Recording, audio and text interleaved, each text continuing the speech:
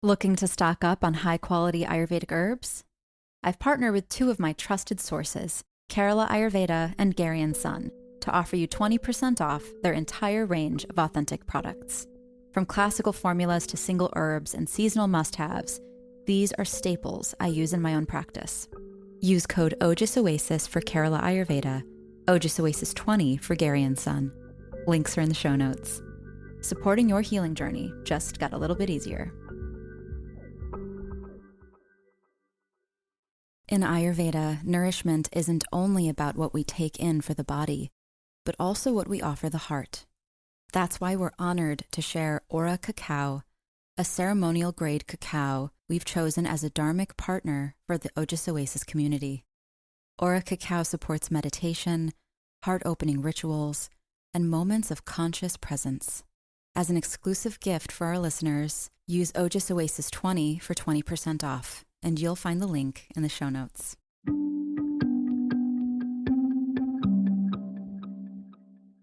Welcome to Ojas Oasis, the podcast where ancient wisdom meets the modern being.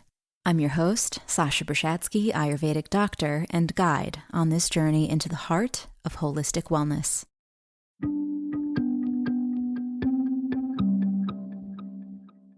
Season 9. This one feels so different. Never in my life have I felt so grounded, so strong, so centered. Austin, Texas is my home. This city, this community is my family. Everything I have worked so hard to build and everything I have worked so hard to become finally has a safe place to nest and expand. I didn't realize until very recently that I had never felt truly at home until now.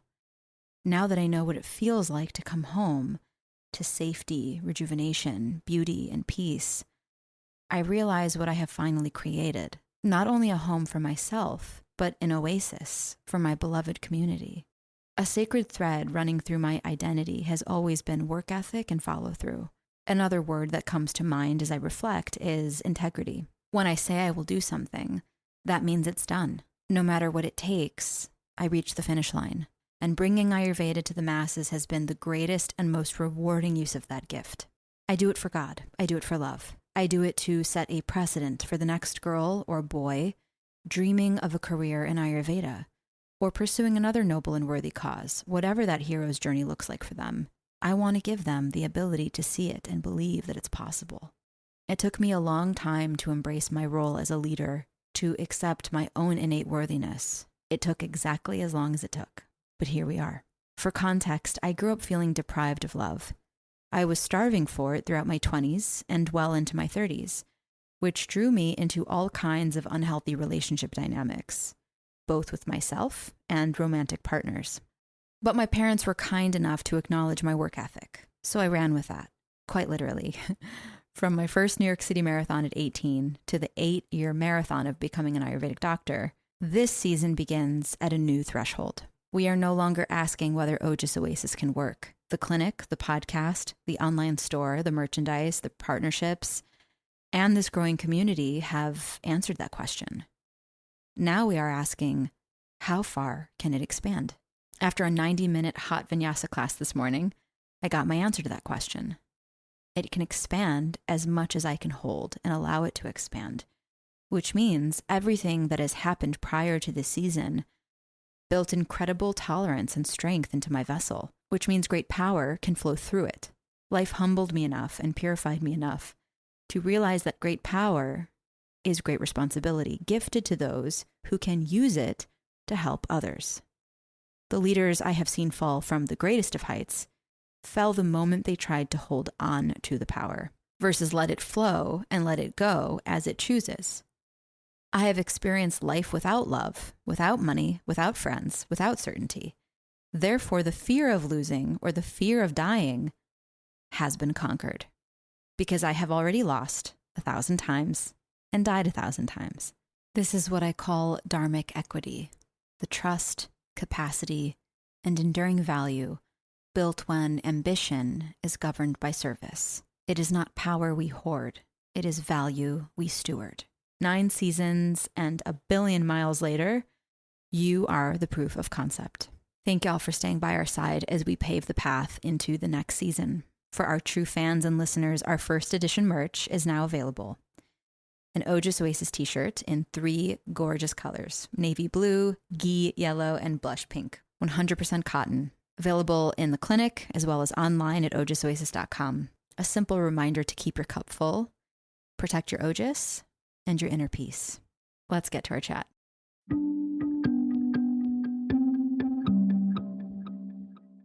Hi. Hi. We're just doing it. We're just going for it. Season 9. This is wild. It's July. Jump right in. Yeah, let's just jump. Holy moly. I don't know. I mean, I haven't talked to you in like months. It feels like. I think actually. May. So we're in July. So yeah, like our finale was May, and yeah, it's been 2 months for sure. Yeah, we ran the whole like chakra series, which I think was 10 episodes ish. But I know. Yeah, so I needed more time. I just we both did. Yeah, good. Yeah, you moved again, and been 100 things going on. Well, you go first. What's been summarize what's been going on in the last 2 months? Well, I hit the ground running as soon as we concluded season 8. I was like, okay, focus on business and what am I doing and what do I want to create next? And so it was the merch. The very, very first thing that I focused on was creating these t-shirts. I was like, what do I want them to look like? What colors? How many colors? Is it just the logo? And if so, now I have I got my trademark registered. Woohoo. I know that was really big for me. That was like it's actually framed now on my wall behind me over there. These little milestones actually mean a lot. We hit 25,000 podcast downloads. Yeah, that meant a lot to see over time the impact that this show has had. Like how many people have been listening and learning, and it's just growing. And so the t-shirts got made, and I launched my online store last week. I think it was 1 week ago, or maybe like 10 days ago or something. And I've been wanting to do that for so long. And I just get merch made for Ojas Oasis. And so the next thing I'm going to be doing actually is copper mugs. Copper mugs. I know you sent me that picture, and I was like, that's such a smart idea. Yeah, copper mugs. Yeah, so that's coming soon. And then what else? I'm going to be having like little travel pouches or travel containers for tongue scrapers with Ojas Oasis logo on it, and just these beautiful little detailed, thoughtful things that we need as part of our lifestyle. Like a little ghee jar if we want to make our own homemade ghee, or like a special spoon for our ghee. Giving things reverence that actually like that we do really value, like giving it a little touch of something, it makes it sacred. So totally. I just keep thinking about, what do I want to have exist? What do I want to make? And then I make it. And then the next thing I'm making is an Ayurvedic bug spray. Because there's so many mosquitoes. Genius. I don't know about y'all, but y'all, now I say y'all, by the way. So we're going to have to get used to that's a major update. That's a major update. I say y'all now. I say y'all now. So yeah, I'm making bug spray. I'm also going to be coming out with my own body oil, my own Abhyanga oil. So again, launching this product line, that's been big. What else have I been working on? The clinic. I mean, really, I get walk-ins all the time, and those walk-ins become long-standing patients. And so my practice is growing, and I have more medicines in here than I've ever had. And I keep getting more and more medicines. I have herbal fermented juices. I have tea now in here. I have ear oil, nose oil, just all kinds of, every kind of ghee, every kind of herbal ghee, and soap and tongue scrapers. And we call it lapum. It's an herbal paste that you put on your forehead when you get headaches.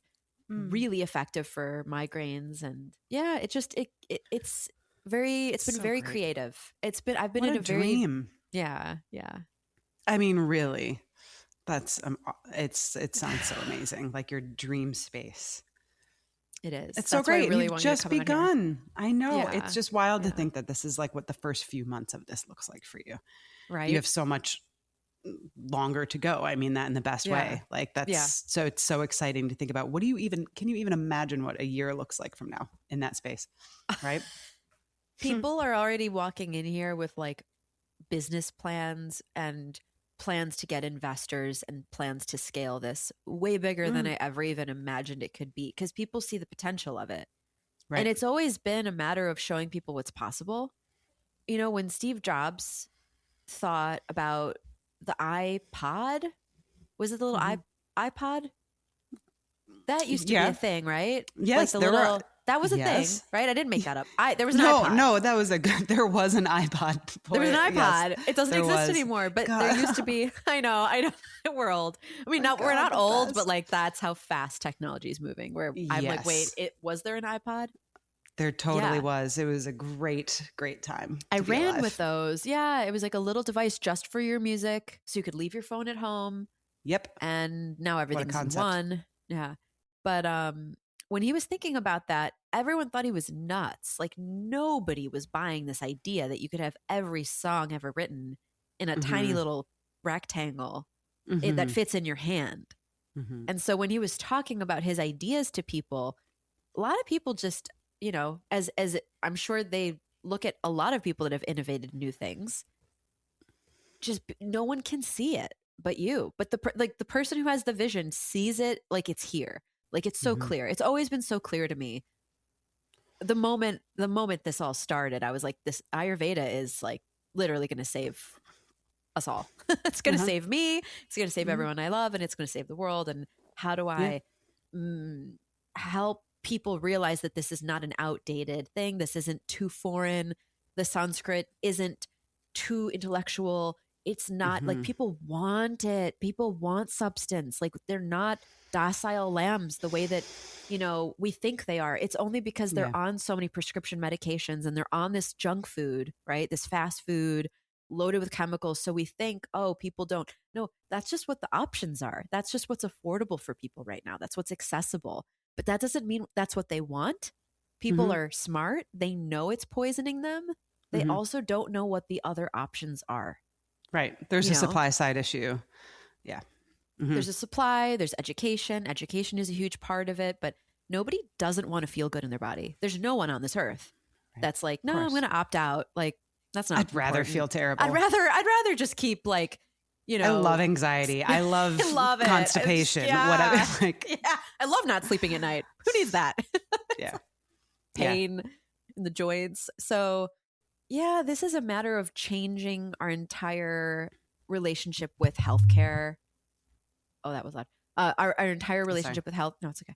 Yeah, this is about like we're at the dawning of a new age, and it's exciting to be at a place where people are finally starting to recognize that me going off and doing what I did for 8 years and studying this. Yeah, was it crazy? Absolutely. It takes a crazy person to do something like that. But I knew it wasn't just, it was a very grounded intention. And I always knew that something like something as big as this needed to be so grounded for people to believe. Yeah. Basically that I'm not fucking around. Right. Like truly, like to be I'm taken not seriously. Absolutely. Absolutely. Like I it's like the seriousness with which I invested my life, my time, my money, my resources, my soul, my heart, and all the other things in my life that I didn't invest in. I really, really primarily invested in this for 8 years. I mean, now we're going on 9 years at this point. So basically, let's just say, let's round up. It's a decade of my life at this point. And it's been a decade since TT almost. Wow. Yoga teacher training. So that's when I think that's the when thought it began. Maybe that's when it really started for you. So yes, you can say 10 years. Hey y'all, Sasha here for a quick pause. One of the biggest misconceptions about Ayurveda is that there are universal answers. There aren't. The core principles are universal, yet two people can struggle with the exact same symptom and need completely different recommendations based on their constitution, lifestyle, and current state of balance. That's why personalized guidance can be so valuable. If you've been enjoying the podcast and want support applying these teachings to your own life, I offer a 30-minute Ayurvedic strategy session where we can explore your unique situation and discuss what working together might look like. You'll find the booking link in the show notes. Now, let's get back to the episode. it's been 10 years and I think no one wants to hear, especially not me at this point. I'm not going to, ideas are great and everyone has them. Like people have great ideas. And now that I'm really deep in the entrepreneurial world, and that's pretty much, I'm an entrepreneur every single day. I'm checking inventory. I'm making sure I have enough of everything. Everyone who walks in here, oftentimes each person that walks in, they have different questions, whether it's how do I work with you or what are these medicines? What are they made of? How do they work? Why are they different? What is Ayurveda? Where does it come from? Like there are going to be those questions every day and I'm answering all of them happily, joyfully, because I know this is their very first touch point. This is their very first introduction to this world. And I get to be the one like greeting them at the door, being like, welcome to this world. This is what it is. But you know what I do, Erin? I send them all to the podcast. I say, look, Ojas Oasis, go check it out. Go listen to some episodes. Go to Ayurveda 101. That's a really good place to start if you're not sure you want to work with an Ayurvedic practitioner yet. Another great way for someone new is let's give you something for your digestion, something that you can take and experience it for yourself. Just experience one thing. Just get a tongue scraper. Start using a tongue scraper every morning. Right. That's such an easy way to just quickly see some kind of outcome. You know, yes. Some of these just kind of, I don't want to say surface. Well, yeah, I guess surface level, but yeah, I know what you mean. And I do easy win kind of. Yes, exactly. And I do 30-minute walk-in consultations, which also makes it accessible for someone who's just in the area. Like sometimes people are just waiting. Do you get a lot of those? I get so many. That's my number. Yeah, that's like the biggest part of my business is the walk-in consultations. Wow. They're huge. Cool. I mean, and you know what's crazy too is those have started turning into 2-hour walk-in consultations or 3-hour walk-in consultations. People stay. And my rate yes, because I know you. And yeah. You know me. It's crazy. 30 minutes becomes 2 hours. It's crazy. I don't know how that happens. You're like, I think I know how that happens. I know this. I know this. Do you then just like charge people accordingly? Yes, do you like bill by the hour? Okay. I do. Good. Yeah, and I tell them this ahead of time. No, I tell them like, good. This is it. And then I check. I'm like, we're at 30 minutes. Would you like to continue? They're like, oh, yeah, I don't. And oftentimes people are so relieved that they're finally in a space where they can really begin to feel safe and open up and heal and be seen and witnessed and everything that they've gone through. Some people just had the worst freaking year of their freaking life and they don't even know where to begin. And 30 minutes ain't going to even cut it. 30 minutes, I get through the tongue and the pulse. So I take the pulse and then I look at the tongue. I ask them questions about their poop and their sleep and their, what else? Like their mood, their emotional health. And then, typically I'll find something in the pulse or something in the tongue, which gives me a question that hits right away. Like, it's like, how did you know? And I'm like, that's what this is. That's what I know. Yeah. And they're like, oh my God. And then it's okay. And it's, some people open up so quickly, right? Like immediately. Right. And then other people are like, I want a package with you. Let's do, a package of 4 or 5 sessions. And then of course the hourly rate goes down because, you get more and then, that just efficiency. So yeah, I have found that, the more people I see, the more experience I gain clinically. First of all, obviously the more you do something, the better you get at it. Mm-hmm. And I'm learning only things that a doctor could know about their field, which is how to make the medicine that you practice work for anybody, how to adapt it to any human being that walks through the door. Because everyone, you're looking at a very different approach. Yeah. Right? Yeah. No two people are the same. No. So there's like a basic framework, but it has to be so flexible. And you're pulling a lot of different levers for a lot of different things for different people. And the biggest thing is letting them show you so some people will come in and they'll be really quiet and they don't know, like they're feeling me. It needs, like they need maybe a month of sessions to first be like, oh, I can tell you about that thing that happened to me finally. Mm-hmm. And it'll just come out, or like a secret addiction that they didn't tell anybody. Like nobody in their life knows about this addiction or this fetish or this kink or this, this like secret. Yeah. So basically I'm a chamber of secrets. I did also just, during our break, I also watched all the Harry Potters. So I watched them all in order. So Chamber of Secrets. I need to do that. It's really fun. It's really, really fun. I'm going to do The Matrix next. That's going to be my next series. Good idea. Yeah. Secrets. Okay. Yeah. But yeah, so some people, like today I had a session.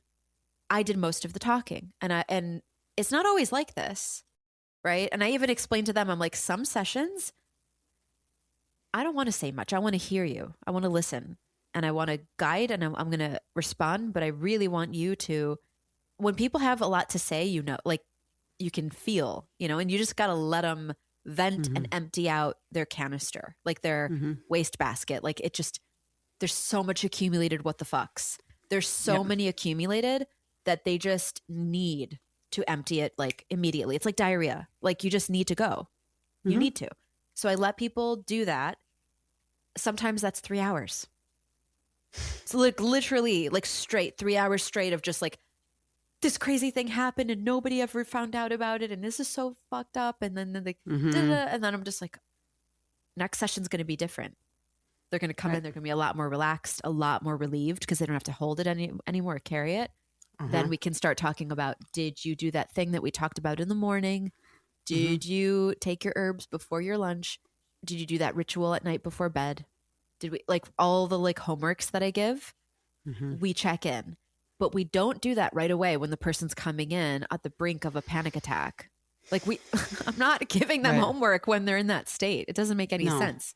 They're already so overwhelmed and just freaked out. And they don't even know. They don't even feel like they're going to like make it out alive of the situation that they're in. Like they can't see past it. It's so consuming.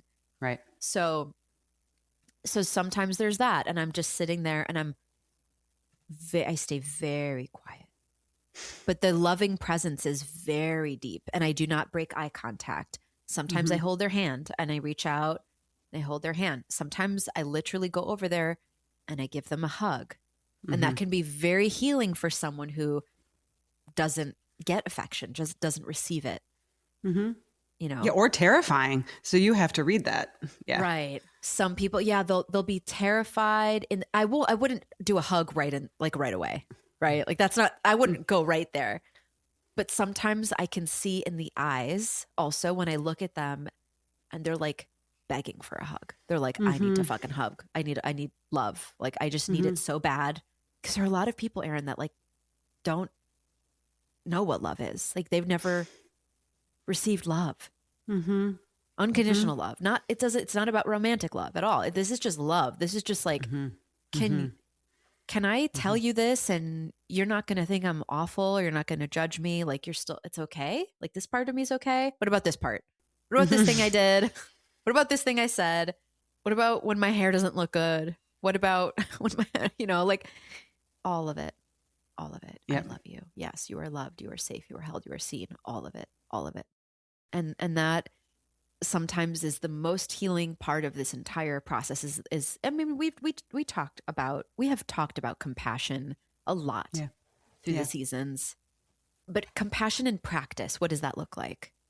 There doesn't need to be a reaction or a judgment about any of the things that people tell me as my patient. They don't need me to tell them, was that okay? Or was that wrong? Or was that good? Sometimes they just need someone to, okay, like someone knows now. I'm not alone. To give the information to. It is just information, just data. There is no judgment call on it. There's no right or wrong. There's no scale of ethics applied. Yeah. It is just like you're telling me about yourself. I think that's got to be a huge relief for people. No, but none of us have this like perfect life. And we all have experienced that feeling of being afraid to tell people stuff because you don't know how it'll be received. And yeah, I can imagine the scale of which some people can really feel that and how nice it must feel just to be in a space where they can say anything and not be criticized. And especially when you walk into this is a space that was created by my inner child. Right. I mean, I truly created every square inch is what would she have loved to walk into? Like little baby Sasha walking in here would have been like, oh, thank you so much. Thank you. Like, I don't want to leave. Do I have to leave ever? And that's how everyone who comes in here says that. Everyone comes in here and is just like, wow, you did something very special in here. This is really, really, really something. There's and the energy. Every single person who walks in here is like, wow, the energy in here. I'm like, well, I have an altar right when you walk in. There's Ganesha, Hanuman, Lakshmi, Saraswati, Vishnu, Shiva. I mean, the gang's all here. Yogananda's over there, Neem Karoli Baba. So, Lord Dhanvantri, Krishna. I have Krishna over here. So, the gang's all here. So it's me, but it's also them, and we're working together, and it's protected. It's very protected. Nothing can come in here that will outshine the light, or take the light out. Like, the light is so powerful that it transmutes the dark, any darkness that could potentially enter. It just puts it right out like water on fire. So it's important to have a space, and I'm really grateful to God that I was able to land in. Once you visit, you'll see it's really the perfect space for Ojas Oasis headquarters. Like, this is really the context, like the setting of all of it seems so perfect. Like, you fit into this space there, but you're unique from everything around you as well. Are there any other studios or practices or spaces in Casa de Luz that are Indian oriented or from that Vedic world, or is this the only? I think there's maybe yoga there, but they have yoga classes, and they also have like sound healing, kirtans, and people come here and teach Bhagavad Gita. Like guest speakers come once a week and have a gathering and talk about Bhagavad Gita or, other spiritual philosophies. But yes. Great. Cool. Yeah. This is a very, very, very unique, special space, Casa de Luz. And there was never an Ayurvedic practitioner here. So I'm the first Ayurvedic, doctor / any type of practitioner. And people are very grateful for it to have finally arrived, because I think people have always been curious about it, especially those who have done a yoga teacher training and like what is this? And so the demand is high. The demand is there. I mean, I don't even know if it's a demand. It's a curiosity. It's a want. It's a desire. And yeah, I mean, I don't advertise myself, and I'm very busy because of the location, because the foot traffic. So people just flow in here that are meant to find me on any given day. And some people like, oh my gosh, this is what I've been looking for. Like, this is what I've been praying for. And I'm like, thank God I listened to that voice in the back of my head when I was 28 and like did all of this, because oh my gosh, like that was these people, like all these people's prayers are part of that voice. Like, I did it for this. So every time I hear it, it doesn't get old ever. Yeah. And you've been interviewing some other people, right? Yeah. Who have you been talking to? I haven't dove in yet. Oh, yeah, another thing that I did, I went to this biohacking conference, the Dave Asprey biohacking conference, which is in Austin because he lives here now. By the way, yeah, I have so many updates. But I interviewed this wonderful man named Rob Craven, who was the founding CEO of Garden of Life. Okay. That supplement company. It's a huge supplement company. They sell them at Whole Foods. So he knows how to scale businesses without losing soul. And that's what I'm interested in. People often ask me in the business space, like, if you could dilute Ayurveda but get it to way, way, way more people, what do you think about that? I'm like, nope, it's just not my path. I'm not here to dilute jack shit. I'm sorry. Like I went deep for a reason. I believe that we can scale depth. I'm not selling potato chips. I don't care. Right. This is never about scaling for money. Like, yeah, money is great, but what is the money for? The money, what are resources for? What are any resources? What's education for?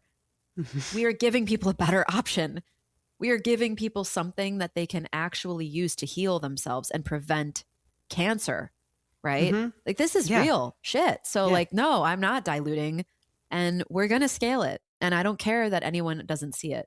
No one saw it from the beginning, and I did. So again, it's like, that's okay. That's okay. And I'm not, I using obscenities more just like out of the deep urge to maintain the authenticity of who I am, for like, first of all, but also this is me. I mean, there's no separation between me and this work. Like Ojas Oasis is me in a entity. It's like an extension, right? Kind of thing. We create things like your babies are you. You know, that's another, literally, like those are your genes. Mm-hmm. You see your eyes and your hair and your nose and your butt, and you're like, you see them in these other people. You're like, wow, yep, that's me. I see myself there, it's even wild. In the personality. Yes. So the same thing goes with this. It's like, why would Ojas Oasis be anything other than, I don't care how long it takes. I'm not going anywhere. I'm not here for a fast sell or exit, you know, with some VC. Mm-hmm. No, I'm good. I'm happy. I've already learned how to live on no money. I learned how to do that when I was in school. Mm-hmm. I like know how to live off kitchery. Yeah. I didn't even have, there was a long time, there was 6 months where I didn't have enough money for a car. So I couldn't go anywhere. I literally, frankly, like I either needed my friends to pick me up to drive me to class, or I just needed to get a place, like a sublet close enough to the school where I could walk. Uh-huh. So anyone who's coming to me with any offer of like instant success, it's like, that isn't success to me. Sure. That's just not it. It's not what I came here to do. Yeah. I'd much rather take another 10 years and do this right. Yeah. You know? Yeah. Although I don't think it's going to take 10 years. Mm-hmm. I did most of the heavy lifting.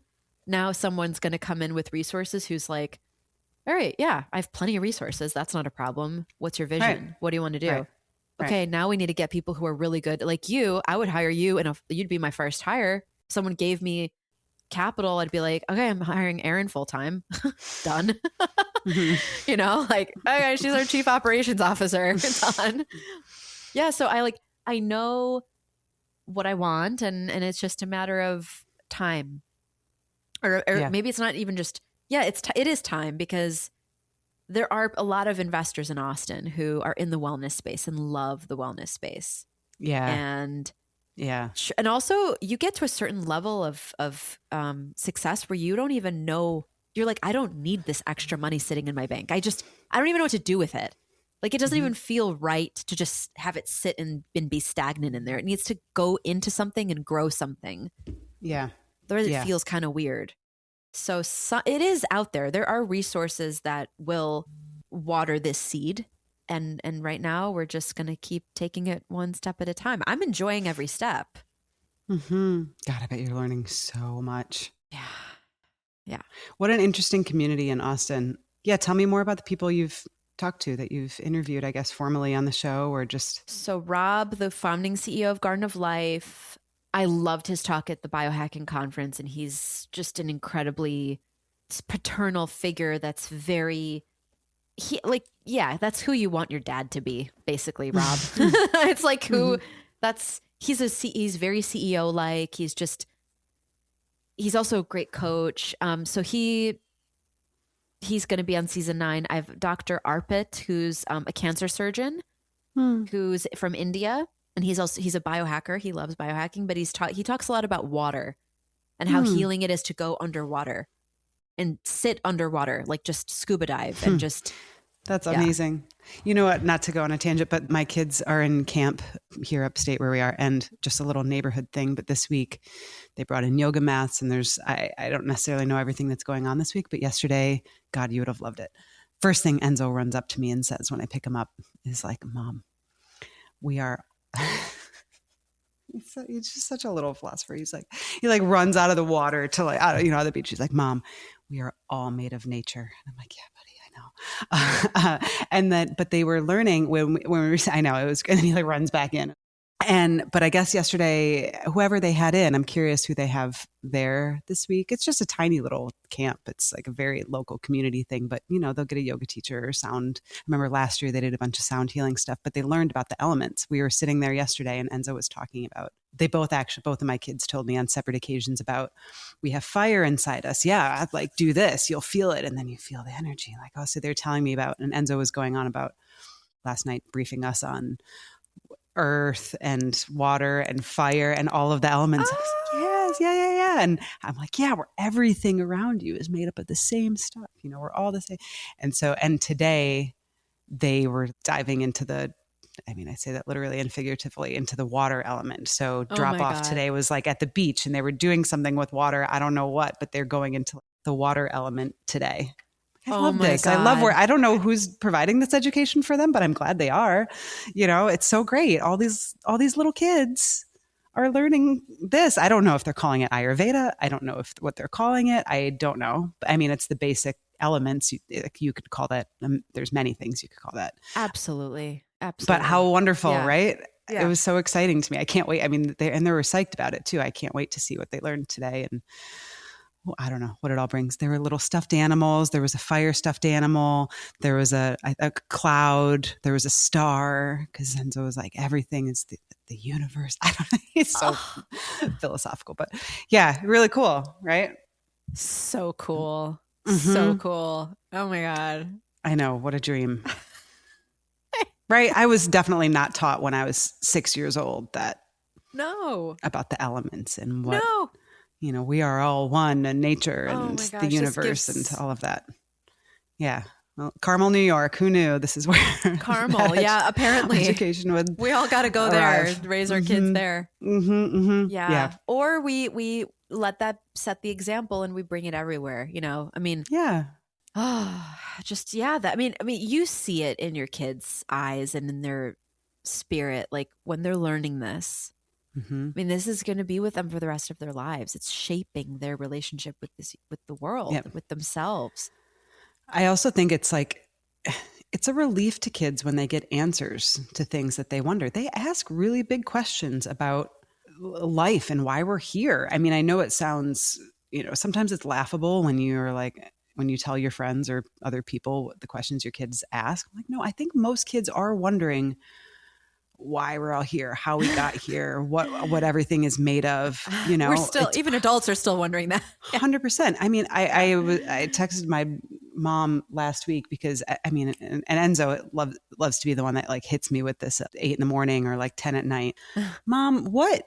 Because we've talked about how I don't know, certain creatures or plants, trees, like the role that they play in the context the ecosystem. Of the environment. Oh yeah. Like, spiders eat mosquitoes, and not necessarily that everything has a role necessarily. I mean, yes, trees provide air. It's not necessarily why they're here, but we've talked about that. But so Enzo, the interdependence. In that context, mm-hmm. Yeah. And Enzo was like, why are humans here? What do we do? What do we contribute? Like, what is what is our, what a tough question, especially knowing what we're doing to the planet. Yeah, and you don't want to be, I know. And then his follow-up question, he's like, do we help pick up trash and stuff? We create the trash. Yeah, but and so we create the trash, baby. It was a really hard question to answer. Yeah. Because you want to. I don't wish to, not that I wish to give my kids a rose-colored understanding of what the world is, nor do I want to give them some scary one. I have instilled in them that everybody is born good and we are all doing our best. People do the best with what they have, with what they know. So there's that out there. So there's this like tricky balance of being realistic about the world while also being like, yeah, everybody's trying. The world is a good place. I don't honestly even know how I answered that question. But the reason I bring that up is because I think we all have this natural curiosity. And at a young age, I am sure many kids are asking that question about like, how did we get here and why? And listen, there are religious responses that make that very easy for some. We were put here by this being or whatever. And there are more complicated answers. But I think there is a natural desire to understand the world around you and how the fuck we all got here and why we're here and what we're doing. Where do we go when we die? Where do And all the honestly, people that we love go when they die? Yeah. Yes. And having some simple answers, like we're all made up of air, fire, like boiling it down to these simple things, I think is a relief. Like, yes, It is. this makes sense to me. This is how we got here. This is why this deviated that way and that went that way. And can be a complex conversation, but I'm just saying, I think Ayurveda and some of these basic elements that I'm talking about that my kids are being taught, it's a relief. I don't know. I just imagine that it is quite satisfying to be provided with a logical explanation that early on in life. And simple. Yes. Yeah. Yeah. Yeah, it really is. We also have to always leave a little bit of room for the fact that there are certain things we will never know. And that's also okay. But at least there's some things we know. So that helps soften the terror of the fact that, no, we really do not know. And anyone who's ever said that they know is lying. Like it's not known until it is an experience for you. Right. Yeah. In your own consciousness. Even me saying Ayurveda works, who cares about that until they experience it? They don't. It's great. It works for you. It's great. It worked for you. Okay. I don't know how it's going to help me. Okay. Let's figure out how it can help you. That's my job.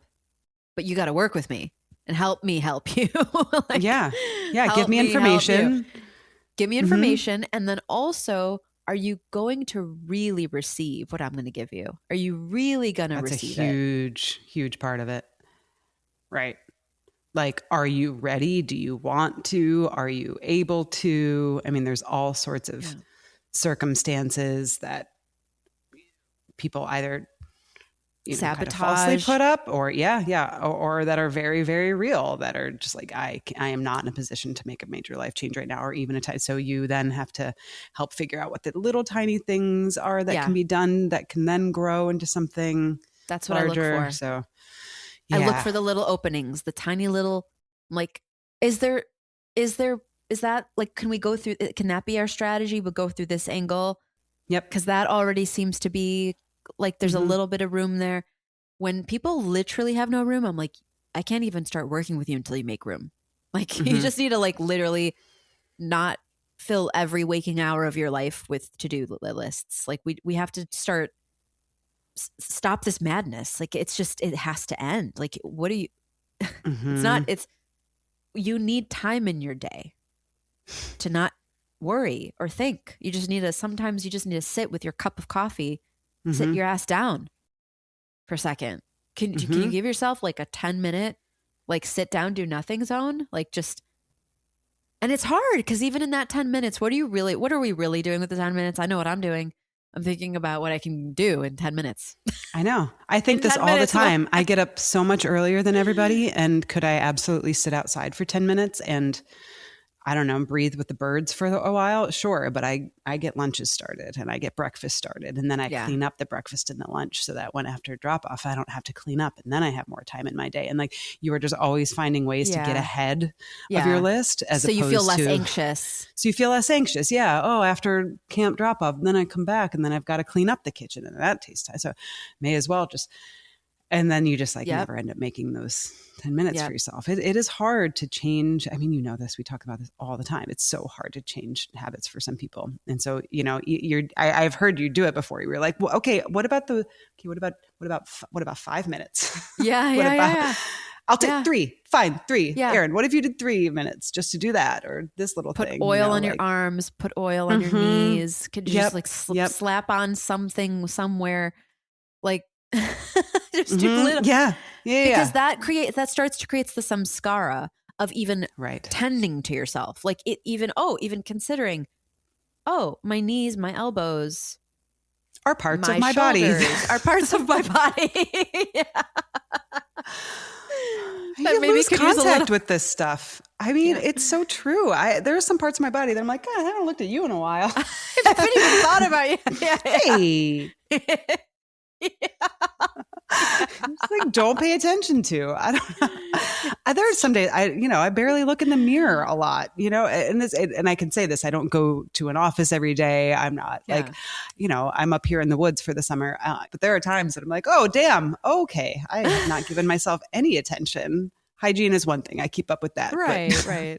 Brushing actual the teeth, tending to. scraping the tongue. Oh, those eyebrows under those bangs are in need of some help. Anyway. I was thinking eyebrows. Mm-hmm. And like haircut. Do we need a haircut? Do we need to file our nails? What's happening with our toenails? Those are the things also where I'm like, oh, sometimes I won't even realize, oh, I need to cut my toenails until I have a hole in my sock from my nail. Yep. And I'm like, yes. oh, whoa. Yep. Sorry, you were kind of far away. I didn't even see you. I had no idea. This got to this point. Sorry. I'm so sorry.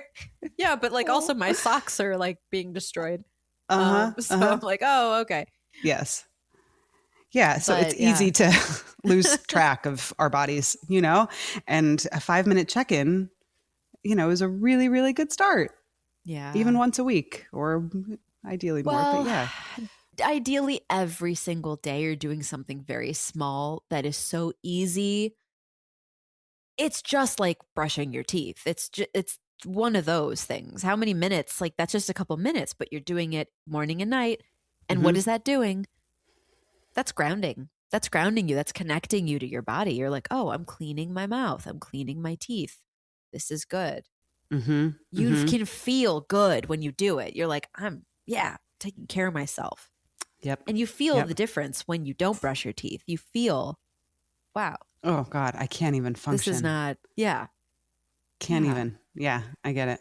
Yeah. So yeah, a little goes a long way with these things. It does. I mean, I've been doing the lemon water in the morning for years now, and I cannot even imagine life without it. Yeah. Me neither. It's strange, right? Me neither. I can't. Or tongue scraping, some of these basic things that we've built in hygienically is, and I mean, not just because of hygiene, but also again, putting some time in between, when I put the kettle on in the morning, it's, and I'm not just going straight to coffee. There is some buffer that I'm building into my morning to give a little bit of, even if I am doing productive things while I do that, it's still establishing more ritual and also time before stimulus. Yes. So not just letting yourself be inundated right away when you wake up with, I think I really love the idea of you breathing with the birds in the morning with your lemon water. I know. Yeah. I really love that idea. It's a simple one. I think just drink your lemon water outside with the birds. Exactly. That's it. And by the time you're done with your lemon water, there's your coffee, there's your day. Then you go. Yeah. But that would be nice. It would. That would be really good for you. I love that. I knew that idea. Talking to you would inspire me to get back on the horse with some of these things. Yeah. So good. Oh, good. I'm so happy. Yeah. Let's get that. I am your Ayurvedic doctor after all. So what are you working on actually in terms of Ayurvedic practice? Is there any new ritual or anything that you're trying to establish? I don't know if you work with your teacher or anything right now, or if it's been forever. I'm like, when was the last time you were a recipient or a patient? Or just, I guess generally, is there anything you're working on? Yep. Every day. Every day. No, truly, getting to bed on time. Okay. Here's been my two biggest things is I'm so busy. I forget to eat. I skip a lot of meals. That's my biggest prajna prada, my biggest crime against my intellect. I know that's not good for my vata.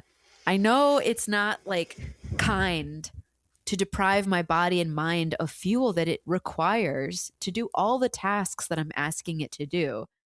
But I'm just like you in that I want to get ahead of all this stuff so then I can take my time with my meal and enjoy, which is to an extent, that's true. I do want to be able to just I can't, but this is, I was talking about this so I have a lot of other entrepreneur friends around here that all also are coach, have some type of coaching business, or I have a friend who helps people that are obese lose weight. And, he's got this whole online thing. And it was why do you have this story? We were like in the sauna, each, taking turns of saying what we're ready to let go of. And then would like pour the water on the stones and like let it steam. Okay, what are you ready to let go of? Oh. So we're going around in a circle saying, okay, I'm ready to let go of the idea that I have to get everything done before I'll let myself relax. Yes. Yeah. That's so hard. That was because it's all of us were like, same. All of us were like, same. like literally raised my hand. It's really hard like, to do that. I know. The full to-do list sitting on your desk while you're like, how do we relax with that thing? Like just sitting there, like with none of the boxes checked off. I'm like, no, like I gotta go. I gotta go. I gotta get it done. But it's like, that will be every day for the rest of our lives. If we don't re-examine our relationship with that list. And it's the way we do it. It's not just getting it done. It's also the way, like, I will not let myself jump out of bed in the morning. I just won't let myself do it. I've been catching myself. I want to just like get up, get like you, just like get the tea kettle going. And I'm like, wait, I want to like deepen my breath first before I get out of bed. I want to like connect with my breath, take some deep breaths. It's morning. I was just sleeping. Okay, how does my body feel today? Am I sore from yesterday's yoga class? Yes. Scan. What can I do for myself today that will help me recover better from that? Do I want to take a shower now or after? Like, what would feel really nice? Like, what's a nice way to wake up? What would be kind to my body to wake up? Okay. Yeah.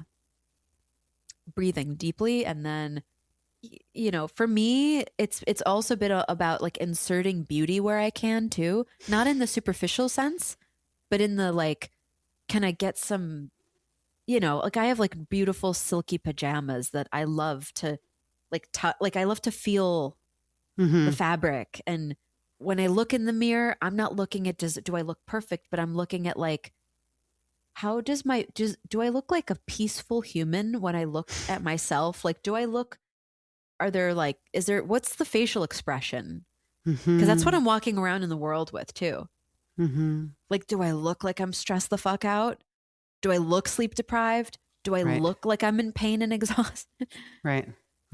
That's where that's what I'm looking at. I'm looking at, I wish to be someone who, no matter how busy I am, no matter how chaotic life can get, am I someone who I can stay calm in it and I can, I don't want to wear the struggles on my face. Like, I don't want to advertise that. I want it to be something that I'm able to reconcile and actually transmute into acceptance. Like, I am and you responsible. Understand the effect that it has on other people. Yeah. Right? Does talking to a frazzled person make you then feel frazzled? Sometimes, yeah. It makes a difference. I know. It rubs off. So sometimes I'll just like smile at myself in the mirror, even though it's kind of weird, but I'll be like, you are a happy, calm, peaceful person. Yes. Yes, you are. Yeah. Go back to this face when you feel like you want to punch someone. Like, just go back to this face. Like this. Right. And then you start like training yourself to not let the world turn you into someone you're not. Like, I don't believe any of us are, because we look at kids and they're just, they haven't been, they haven't been damaged. They haven't been programmed. They haven't been heartbroken. They're just out playing in the water saying, oh, we're part of nature. Yeah, we are. That's what we really all are at our core. So we have to kind of undo some of this stuff when we're adults, especially the more responsibilities we have. We just get buried under all that. Totally. Yeah. So we got to start.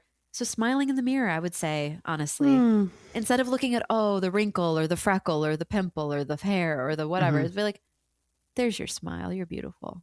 You're beautiful. Not what you look like. Yes, you're gorgeous, but that's not the point. The point is you're beautiful. Your soul shines through your face and your smile and your heart. And you can feel the glow of the kindness and the compassion that you give to everyone else. That's you. That's beautiful. Yeah. Well, those are good practices to work on. What does Did the you rest take of your notes? week look like? I'm just I kidding. know. I'm like, this is like my emotional support pen. I have this, of Perfect. the random words that I write down are crazy. I love it. What are you working on this week, or what do you have going on? Same old. I had a patient before our call. I will probably have, I'll be working on introductions to episodes to get all of them ready for the docket for season 9. We didn't even talk about the fact that we're in season 9. New season. I know. 9. That's wild. Wild, 9. right? We're almost in double digits, crazy, which right? is, that's a lot. It's a lot. It's a lot. We've been doing it. That's a lot. That's like a lot. It's amazing. But I'm really proud of us. And the break felt really good. Yeah. The break felt really good. I'm going to be also working on a summit. That's the next thing I'm working on. I want to create, I think, a 3-day Ayurveda summit for Ojas Oasis. And I'm still kind of designing that. So but that's fun. like my next frontier of teaching in a way that like people that are totally new to Ayurveda, what do they really want to know? Like, what are the fundamentals? What can I offer in a weekend, whether it be online or in person? Maybe the first one's online, maybe the second one's in person, but I thought it'd be really fun to start, gathering people in groups, in large groups. Oh, fun. Yeah, that sounds great. Maybe that will be the thing that you fly in for. Yeah. Oh, that sounds cool. Yes. Yeah. Like all the yoga girls can come for it. Would be fun too. We need like reasons to reunite. Like we need reunion. I know. We do. We've got 10-year this fall. It's crazy. Remember, speaking of, 2 people from one, I ran into Lindsay Hilscher up at, I know, who was one of our teachers in yoga training. I ran into her like at the butcher in Cold Spring. What I don't even Matt forgot something and I had to go get it. Yeah. I ran into her there. It was so sweet seeing her. She still teaches, and she was saying that she teaches at a studio somewhat nearby, 20-30 minutes away, that some other Yoga Vita people. And she's like, we have the old furniture from Yoga Vita, even like the cross-legged frog that was on the front desk. We've still got that. So it's cool to see that lives on. And then Jaxie, remember Jaxie? Yes. She texted me 3 years late. I texted her. We had texted back and forth a while ago, or like 3 years ago, literally. And oh my gosh, she responded the other day like, hey, sorry it took me so long. Like, Jaxie, I texted you so long ago, but it's so sweet. Years. Yes, I know. Wow. So it was just funny, like having some of my YTT people are coming around this year, and 10 years. That's amazing. I know. That is so cool. And I love Lindsay. She's a great Lindsay teacher. was amazing. I really love good. Lindsay. She's a solid yoga teacher. I know. Like, I really solid. wanted her to be my mentor, and it didn't work out. And I really like her. She's so amazing. I still remember her cadence and how she guided inhale, exhale. She was just very concise. So succinct. Yes. Succinct. Yes. That's the word I was looking for. Succinct. I really I still think about I still think about how she taught, and me too. I'm like, that's what I like. That's how I want to be taught. Yeah. And she was saying that Rob, who taught our Sanskrit, is teaching Sanskrit there. When I think of Sanskrit, I think of Rob's voice. So Yogas chitta smriti narodaha. Yes. Always and forever. Always and forever. Always. Anyway, well, fun. Sounds like you've got some fun stuff ahead. Well, I don't know. We'll figure out our recording schedule and our episode we're back, schedule baby. And everything. But we're back. We're back. Feels good. Better than ever. Feels great. Oh, I missed I know. you. I've got my feet on the ground here we'll be here all summer. We're here for 2 months. And then school doesn't start until September 10th. And so we're up here until then. Okay. And then we'll move back into Gramercy. Maybe I can come for a weekend to you. Sure. Before summer's end. Yeah, I'll let you know when. We are going to Michigan to visit my family for a week. And and Matt's parents are coming for a week. Whatever. There's some things going on here. Just let me know. Just let me know a weekend. I'm sure I can get away for a weekend or whatever. Just amazing. I would love to see you before the summer's over. It'd be fun. These kiddos are big, and I know. I need to see them. That's the thing. It's and freaking me out how that I really want to see them, because every time you send me pictures, I'm like, what? I know they're massive, and they're so. How long has it been? I saw them in December. Oh, so I mean, they have sprouted. It is wild. I've seen. They're so happy and so. I mean, they're just. I've always, I am like, my kids are so easy. Like they're so great right now. It's just, I am in a sweet spot with their age. They loved kindergarten. We have a good life. We have a great house up here and they can roam around freely. Like they're in a really sweet spot right now. So you created the environment for them to have an incredible childhood and for them to develop in such a healthy way. Of course they're happy. They've got you and Matt as their parents, you know? Like they're karma, you know. Thank you. Yeah. They've got good. They've got a lot of good around them for sure. Yeah. All right. I've got a jet. It was so good to see you. Oh my God. I'm so happy to see you. I'm so happy that all of this is happening for you. What a dream to have that space and the people around you. It seems so fun and fulfilling and just magical. So I can't wait to host you when you can come out here. I would love the whole family to come. Honestly, I would love it. Oh my God, it'd be so fun. We have a lot of exciting things in the works for season 9, and John Mackey, the founder of Whole Foods, is going to come on the show. Oh, awesome! Yeah. You met him there, right? Yeah, I did. Or his wife? Yeah.